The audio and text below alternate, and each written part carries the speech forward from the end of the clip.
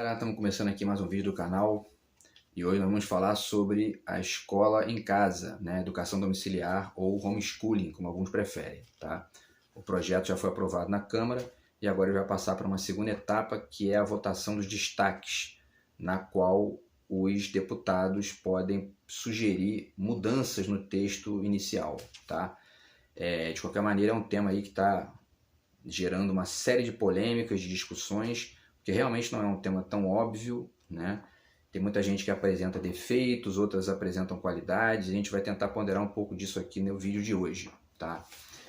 E então, assim, antes de mais nada, vale dizer o seguinte: eu lecionei em sala de aula, estou há um tempo sem lecionar em sala de aula, mas lecionei em sala de aula durante mais de 5 anos, né? Ensinando para jovens, né, do ensino médio, do ensino fundamental 2 e em faculdade de pedagogia também, né? Que é uma experiência muito interessante porque você trabalha com a formação de professores e aí você entra em contato com uma série de materiais ligados à história da educação, à história da escola, dos métodos educacionais, né?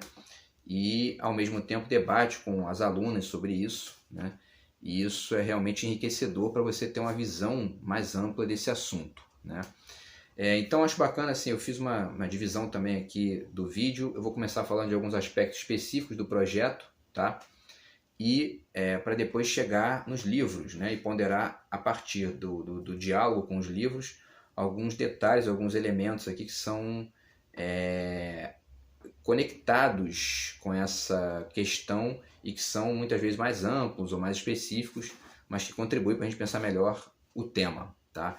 Então, em relação ao projeto, vale dizer o seguinte, né? Primeiramente, ele não é um projeto que dá aos pais autonomia absoluta em relação às crianças, né, aos alunos, enfim. Então, os pais vão ter obrigações em relação ao Estado, inclusive no nível da avaliação, né? Os alunos vão ser avaliados, né, depois desse processo e dependendo da avaliação, esse direito que os pais têm de fazer a educação domiciliar permanece ou não, tá? Então tem três, pesquisei aqui, inclusive tem vários links aqui, tá na descrição do vídeo, que vocês podem fazer essa pesquisa também mais aprofundada. E eu pesquisei e tem três tipos, né, de situação em que os pais perdem esse direito, tá? A reprovação por 2 anos consecutivos ou 3 alternados. Então, se a criança for reprovada 2 anos seguidos, os pais não podem mais fazer o homeschooling, ou 3 alternados, né? A segunda, o aluno não comparecer à avaliação anual obrigatória sem justificativa, e a terceira, não renovar o cadastramento anual no MEC, tá? Então, enfim, e aí, o que mais que dá para dizer aqui, né, sobre o projeto, né? Tem mais algumas coisas aqui que eu acho bacana ponderar. Sim, em relação ao homeschooling especificamente, né? Tem vários países no mundo que já têm o homeschooling legalizado, né? Educação domiciliar. Inclusive 30 dos 36 países da OCDE já têm o homeschooling legalizado. E tem alguns nos quais o homeschooling é proibido, né? A Alemanha é proibido, no Uruguai é proibido, né? Onde mais aqui? Na Coreia do Sul é proibido, né? Na Suécia também. Porém, tem vários países desenvolvidos que têm, né, educação domiciliar legalizada, né? Vários, né? Polônia, Nova Zelândia, Austrália, Canadá, Finlândia, Irlanda, Japão, Colômbia, Chile, Equador, Paraguai, Portugal, França, Reino Unido, Suíça, Itália, Dinamarca, quer dizer, vários países desenvolvidos têm o homeschooling, né? E tem casos como os Estados Unidos, né? Que é um país que tem uma federação diferente, que existem algumas leis gerais, mas a maioria dos estados americanos, cada um funciona da sua maneira. Então você tem, tipo, Texas, por exemplo, que é um homeschooling radical, né? Os pais não precisam nem seguir nenhum conteúdo, né, do estado. E Nova York, por exemplo, que é uma coisa, né, mais branda, como é o caso daqui do projeto brasileiro. Ou seja, né, os pais têm o direito de fazer o homeschooling, mas eles têm obrigações de avaliação com o Estado, enfim, né, e tem que dar satisfação ao Estado e justificar ali esse direito que eles estão pleiteando a partir de uma avaliação para mostrar que não, as crianças estão aprendendo de fato um conteúdo, né, que vai ajudar elas a entrar no debate social. Enfim, então é isso, né? Isso aqui, esses dados gerais. Sim, tem mais uma questão, né? Tem alguns, e aí eu vi algumas, um desses vídeos aqui tem algumas críticas que alguns deputados fazem. É interessante pensar que no Brasil quem tem feito mais críticas à educação domiciliar é a esquerda, né? Enquanto que os deputados de direita eles estão defendendo isso, até porque é um projeto do governo, né? Um projeto do bolsonarismo, né? Inclusive, eu vou falar disso no final também, o bolsonarismo ele erra até quando ele acerta, né? E eu vou dizer por quê no final, tá? Mas voltando aqui, tem alguns deputados que fazem críticas, né? Eu vi aqui. E eu vi também críticas de comentaristas, né? Inclusive filósofos e tal, comentaristas de cultura da mídia, como o Leonardo Sakamoto, o Cortella, o Pondé, né? E o Marco Antônio Villa, né? Vi várias falas deles aqui sobre isso e acho bacana também ponderar os detalhes que eles falam. Então, as críticas dos deputados, né? Tem deputados que são contra, dizendo que a educação domiciliar desvaloriza a profissão do docente, desconsidera a ciência. Isso é um equívoco, né? Não desconsidera a ciência nenhuma. Pelo contrário, está em diálogo ali com certas perspectivas das ciências humanas contemporâneas, e isso aqui não é um bom argumento, né? E também esse deputado lá do PV, eu não vou dizer o nome porque, né, o interessante aqui é debater as ideias, ele diz que, né, esse projeto quer entregar os filhos a quem não foi formado para ensinar. A realidade é que o conhecimento ele não está estrito à escola, né? O conhecimento é uma coisa que acontece em todos os lugares e isso não procede, né? Inclusive tem gente que às vezes se forma ou ganha mais conhecimento mais rico, crítico, reflexivo através de um filme, através de um papo com um amigo, enfim, do que com um professor na escola. A gente pode pegar o caso do Bolsonaro, por exemplo, né? O Bolsonaro ele passou pelo processo escolar e se transformou nessa pessoa aí, um defensor de tortura, né? Enfim, um sujeito abominável. Então, quer dizer, a escola não necessariamente forma pessoas com projetos de vida bacanas ali, né? Isso também tem que ser, a gente tem que pensar isso, né? E aí tem um outro aqui que diz que, né, por outro lado, tem um deputado de direita que disse assim, né, nós queremos que o Brasil saia do último lugar do PISA, a avaliação internacional de educação, e por isso que a gente está defendendo o homeschooling. Também isso é uma balela, né? Porque o homeschooling não vai de maneira nenhuma melhorar o desempenho do Brasil no exterior, porque aí que entra a história, né? O homeschooling, a educação em casa, tem um outro aspecto do projeto que é importante. Só os pais com formação superior podem fazer o homeschooling, tá? E aí eu fui pesquisar, né? A quantidade de gente que tem ensino superior no Brasil é quase nada. Infelizmente, né? Diga-se de passagem. E com o governo Bolsonaro aí sucateando a educação, ou tentando sucatear, né? A coisa tende a piorar, né? Pelo menos até o final do ano, né? E aí os dados são os seguintes, no Brasil 686 mil pessoas têm ensino superior, o que dá 0,3% da população, ou seja, quase nada, né? E porque a população brasileira tem 213 milhões, né? O Brasil tem 213 milhões de pessoas e 686 mil têm ensino superior. Se a gente aplicar esse 0,3% ao número de estudantes, né? São 7,8 milhões de estudantes, de alunos matriculados no ensino de base, né, fundamental e médio. E aí, se a gente aplicar esse 0,3%, desses 7 milhões e 800 mil né, alunos, só 25 mil estão enquadrados nesse direito do homeschooling. Tá? Então, quer dizer, quase nada, né? E aí isso ataca um outro argumento de um deputado aqui também que falou que os alunos poderiam perder uma coisa importante, né, um deputado do PSB. Ele fala que os alunos iam perder, por exemplo, né, uma perspectiva interessante da escola, que é até da nutrição, porque realmente muitas crianças no Brasil só comem na escola, né? Porque os pais são muito pobres, né? A pobreza aumentou no governo Bolsonaro e elas têm essa alimentação na escola. Só que isso não vai chegar nessas crianças, né? Porque a maioria esmagadora dessas pessoas não tem ensino superior, e se tiverem ensino superior, eles não vão escolher o homeschooling se eles não têm como dar de comer para a criança. Isso é evidente, né? E, enfim, então, esse é um argumento que não procede, tá?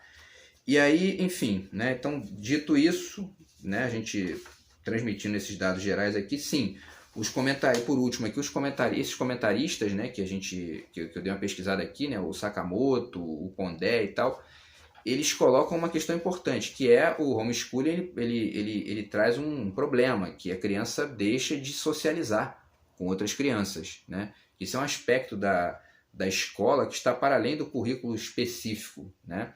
A criança aprende ali a socializar, ela faz amigos, né? E faz inimigos também, né? Então, quer dizer, ela percebe ali o que ela quer ser, o que ela não quer ser, com quem ela quer andar, com quem ela não quer andar, né? E ela é posta em confronto com situações problemáticas, o que também é enriquecedor, de certa forma, né? Mesmo o bullying, né? Que são problemas aí que existem na educação, isso vai trazendo a criança para um contato, né, com a vida que ficar, né, enfurnado em casa não vai dar, né? Então essa é uma ponderação que esses pensadores fazem sobre isso, que também é importante de ponderar, né? E aí a gente chega aqui na questão dos livros, né? Porque aí tem a ver exatamente com essa questão do que é a escola e do que é o conhecimento. Vamos ver o tempo aqui, né? Quando eu entrei em contato com esse projeto do homeschooling, eu lembrei logo do livro do Carl Sagan, né? Que é esse livro aqui, O Mundo Assombrado pelos Demônios, tá? E a introdução desse livro dele, o título é justamente Os Meus Professores. E o interessante é o seguinte, né? O Carl Sagan é um dos cientistas mais famosos do século XX, uma figura eminente na sua área. Ele diz aqui na introdução que ele não lembra de nenhum professor relevante da escola dele, da escola mesmo, né? Que as grandes referências intelectuais dele foram na universidade, tá? Então, quer dizer, uma coisa curiosa, porque isso mostra que não necessariamente a escola gera referências ali que vão te marcar, né, para a vida. A tendência, e a gente sempre espera que isso aconteça, mas nem sempre acontece, né? E o caso, por exemplo, repito, né, do Bolsonaro é outro exemplo disso, que é um sujeito que, né, pelo visto, não passou por um bom processo educacional, né? Porque chegou ali ou até passou e não aprendeu nada, porque também tem outras variáveis que estão em jogo ali, né? Então essa referência aqui do Carl Sagan é interessante para fazer esse contraponto aí, fazer a gente pensar, né? E também tem um livro aqui que eu esqueci de mostrar antes do Carl Sagan, que é esse aqui, o História da Educação e da Pedagogia, da Maria Lúcia de Arruda Aranha, tá? E aqui você entra em contato com a história do processo educacional escolar, né? Quando que a escola começou, quais foram as tendências iniciais, né? O processo no Brasil e as modificações de método, de tendências, etc. e tal. E isso é muito importante, por quê? Porque existem dois aspectos da escola, tá? Que a gente vai ver daqui a pouco, que é justamente, por um lado, a escola te acrescenta conteúdos importantes da vida social e, ao mesmo tempo, né, te transmite pensamento crítico, reflexivo, ajuda você a pensar melhor o mundo, mas ela também tem uma certa tendência que é meio que anestesiante. E a gente vai chegar lá e vai falar disso também daqui a pouquinho, tá? Antes, vale citar uma última referência interessante aqui, antes de entrar nesses livros mais específicos, que é um conto do Sérgio Santana, que está nesse livro aqui, que é uma compilação, né, de 50 contos e 3 novelas. O conto, na verdade, está num livro dele chamado Breve História do Espírito, de 1991. Chama-se A Aula, tá? Agora, esse livro aqui é um livro, né, um livro grande, aqui tem, né, tem mais de 600 páginas, e é uma compilação de contos, são vários livros dele juntos, né? E esse conto A Aula é interessantíssimo, porque eu estou trazendo ele porque ele faz justamente um contraponto a essa perspectiva do Carl Sagan de que nenhum professor, né, foi relevante para ele na escola. Nesse conto, o Sérgio Santana narra a história de um professor que está preparando uma aula, né, a partir de um método empírico ali que é de criar uma situação nova ali no momento da aula. E ele passa no lugar, assim, antes de chegar na sala, né, antes de chegar na aula, que é uma aula inaugural, e compra um ovo. E a partir desse ovo ele cria toda uma reflexão, que a aula é de, se não me engano, filosofia da comunicação, né? E ele cria toda uma reflexão sobre o início do universo, né, sobre questões de linguagem, passa pelo James Joyce, enfim, né, um conto interessantíssimo, chama-se A Aula. Eu acho que todo professor devia ler isso aqui, né, porque é enriquecedor para a gente que dá aula também, né, e para todo mundo que passa pelo processo, né, porque é uma obra realmente muito bacana, tá? E aí mostra que um professor pode te trazer, né, várias referências interessantes, várias vários desafios ali para você pensar o mundo de maneira diferente, né? Que são possibilidades que o processo educacional traz e que o homeschooling não traz, né? Porque você fica estritamente ligado aos pais ali e não tem essas possibilidades, tá? E aí eu acho bacana ponderar então, né, outros detalhezinhos aqui sobre isso, tá? Para a gente fechar o vídeo.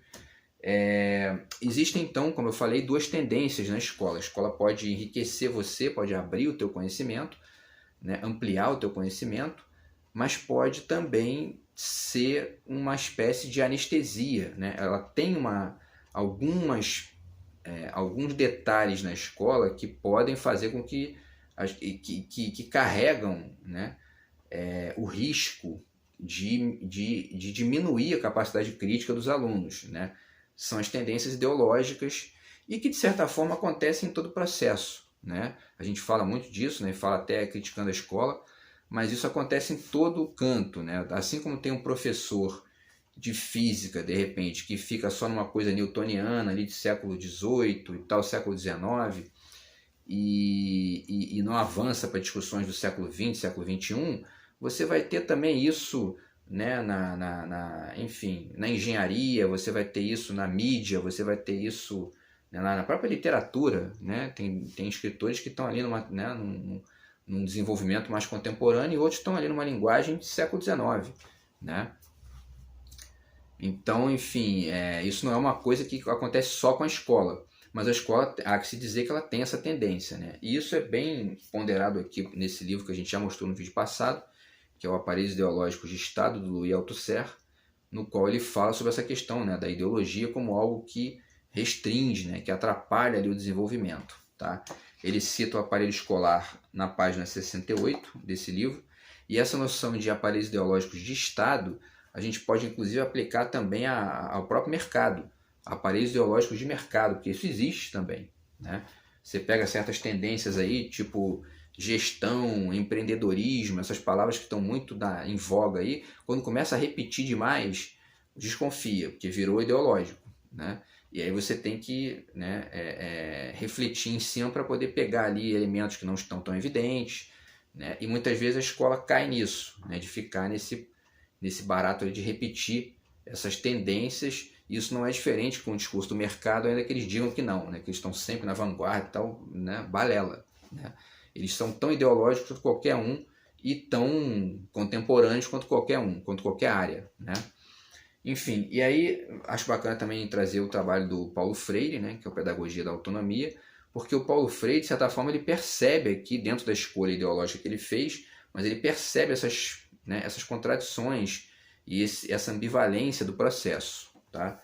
E a gente já percebe isso no próprio índice, né, no próprio sumário aqui, que ele pondera que ensinar exige rigor metodológico, pesquisa, criticidade, né, pensamento crítico, estética, ética, reflexão crítica e respeito à autonomia do ser do educando, comprometimento e tudo mais, né, que são esse entorno simbólico que é enriquecedor na escola. Mas ele também entende o outro lado, né? E aí ele tem capítulos aqui dizendo, né, ensinar exige reconhecer que a educação é ideológica, né? Ensinar exige o reconhecimento de ser condicionado, né? Tudo isso ele percebe e pondera aqui nesse trabalho, tá? Então, quer dizer, são esses dois lados do processo. Por que isso é importante, né, de ser ponderado? Porque a ideia do homeschooling é uma ideia de fazer uma espécie de contraponto à escola, ao processo educacional, né? Tanto no sentido positivo quanto no sentido negativo. Tem gente que e é o caso do Bolsonaro, né, por motivos de um conservadorismo ali tosco, a pessoa prefere, né, a educação em casa. Mas tem gente que prefere a educação em casa por motivos mais contemporâneos, né, mais reflexivos e tal. Isso também tem que ser levado em conta, tá? E isso também vaza na própria ideia do que é o método, né, que as escolas utilizam. Você tem escolas que usam o método construtivista, outras o método montessoriano, outras o método X, Y, Z. Então, quer dizer, não tem jeito, você tem sempre um limite ali, né? E esse limite pode ser ampliado, e ele deve ser ampliado em outras esferas, porque pela própria natureza do conhecimento, né, a escola não é a única detentora da transmissão de conhecimento. Você pode ter esse conhecimento em outros âmbitos também, né? E aí eu acho interessante falar aqui desse trabalhinho do Edgar Morin, né, que é os 7 saberes necessários à educação do futuro, que é um trabalho, inclusive já é antigo, né, de 1999, tá? Mas ele faz uma ponderação muito interessante aqui, várias ponderações. O livro é muito bom, né? E ele diz aqui que uma das questões, né, é a contribuição das contracorrentes, né, para a educação contemporânea, educação do futuro, né?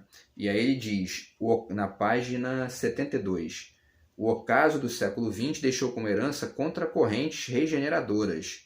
Frequentemente na história, contracorrentes suscitadas em reação às correntes dominantes podem se desenvolver e mudar o curso dos acontecimentos. Quer dizer, isso serve inclusive para o homeschooling em relação à escola tradicional e a escola tradicional em relação ao homeschooling também, né? Quer dizer, é um processo dialético ali, um é contracorrente do outro, né? E você vai aprendendo, pegando o que os dois têm de bom e o que os dois têm de ruim, de problemático ali, né? E colocando no debate, tá? Então esse livro do Edgar Morin também ajuda a gente a pensar esse tema aí, tá? Então, estamos chegando ao fim do vídeo aqui, vamos ver o tempo, né?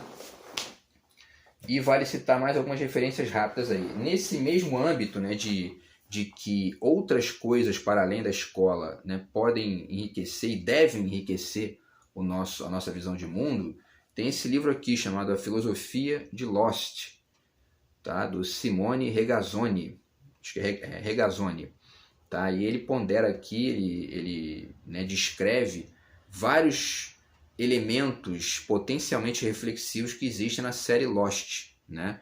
E isso acontece em todas as séries, em todos os filmes, em todos os livros, né? em tudo que você faz na sua vida, né? Então a escola não é a única detentora do conhecimento. Alguns deputados falaram isso, né, para poder criticar. E é interessante, volto aqui a essa questão, né, porque os deputados de esquerda tendem a criticar mais o homeschooling, né? E existe isso, né, de que até anotei aqui algumas ponderações de que, né, enfim, que o projeto é negacionista da ciência, né, e não tem nada a ver, né? O debate científico mais amplo demonstra, dentre outras coisas, que o conhecimento jamais está restrito à escola, né? Você pode aprender, né, numa série de televisão, você pode aprender num site, você pode aprender, né, lendo um livro fora da escola, você pode aprender conversando com um amigo, olhando o pôr do sol, enfim, né? O processo de aprendizado ele não está restrito a lugar nenhum, né? Ele está em todos os lugares, né? E isso também está aqui nesse livro, que eu acho bacana deixar como referência também, que é O Mestre Ignorante, do Jacques Rancière, tá? No qual ele pondera sobre essa questão da posição de mestre, né? E o grande mestre é justamente aquele que está nesse processo, te apresenta cortes reflexivos e desafios, né? Sempre, né, mantendo ali uma ética, um respeito, mas o desafio que ele faz, né, a você sistematicamente ou constantemente é o papel do mestre, mas também é o papel de aprender, de estar aberto a aprender e de absorver, né, o contradito, absorver, né, elementos que são diferentes ali do que ele pensa. Tudo isso faz parte dessa posição de mestre, tá? E esse livro do Jacques Rancière é muito bacana porque desenvolve essa questão, tá bom? E por último, as duas referenciazinhas aqui. Opa, caiu aqui, desculpa. Esse trabalho das edições Loyola, que chama-se O Coordenador Pedagógico e Educação Continuada, tá? Tem um texto, por que eu estou falando disso? Porque esse tema da educação continuada, ele é muito frequente nos debates acadêmicos na Faculdade de Pedagogia, né? Quem é da área sabe disso, né? E essa ideia de formação continuada ela é justamente a grande descoberta de que o conhecimento ele não para, né? Ele nem começa, na verdade, ele já existe desde sempre, né? E ele é um processo ininterrupto. A gente está o tempo todo em constante formação, em constante processo na vida, né? E esse conceito busca dar conta disso, tá? E aí no primeiro capítulo aqui existe um parágrafo no qual a autora, que é a Luísa Helena da Silva, ela diz, né, a educação continuada se faz necessária pela própria natureza do saber e do fazer humanos como práticas que se transformam constantemente, né? Quer dizer, é isso, né? Então a escola não é um lugar fechado, quer dizer, o único detentor, né, do enriquecimento conceitual e, enfim, cognitivo da pessoa. Longe disso, né? o que mostra que, às vezes, um processo de homeschooling ou de educação domiciliar pode, às vezes, ser mais rico do que a escola tradicional, né? Cito de novo o exemplo do Bolsonaro, né, que foi formado pelas escolas tradicionais, né? Então, para fechar aqui, tá? O último livro que eu acho bacana de citar para vocês é o Sociedade do Espetáculo, do Guy Debord, tá? Porque o Debord aqui, o que tem esse livro que pode ajudar a gente a pensar o tema, né, do homeschooling? O Debord pondera aqui que essa figura do lazer, ela muitas vezes empurra as pessoas a terem uma relação com o conhecimento que é uma relação de repulsa, né? Então as pessoas vivem muitas vezes em função ali, o que eles chamam de sociedade do espetáculo, é um pouco isso, né? As pessoas vivem ali nessa lógica de trabalho, lazer, trabalho, lazer, trabalho, lazer, e não tem espaço nenhum para reflexão. Enquanto o mundo continua funcionando aí de forma ampla e complexa, as pessoas ficam presas, restritas naquela coisinha. E eu não quero saber disso não. Pensar, pô, tô fora, né? Quero relaxar, entendeu? E curtir. E como se você não pudesse relaxar pensando. E, enfim, também não precisa ser um processo, né, de sistemático, mas dos dois lados é ruim, né? Você ficar pensando o tempo inteiro, né? Só refletindo o tempo inteiro, isso é ruim. Você tem que parar, relaxar, ter o seu momento de lazer, momento de esporte, momento de curtição. Mas ficar o tempo todo em curtição, sem pensar nada, também emburrece, né? Estupidifica as pessoas. E muita gente fica aí repetindo bobagem por conta disso, né? Que só pensa em lazer, lazer, lazer e não reflete nada, né? Então é isso, né? A escola não é a detentora universal e absoluta do conhecimento, né? O conhecimento está em todos os lugares, e isso mostra que o projeto da educação domiciliar ele não é tão tão diabólico assim como algumas pessoas tendem a achar, né?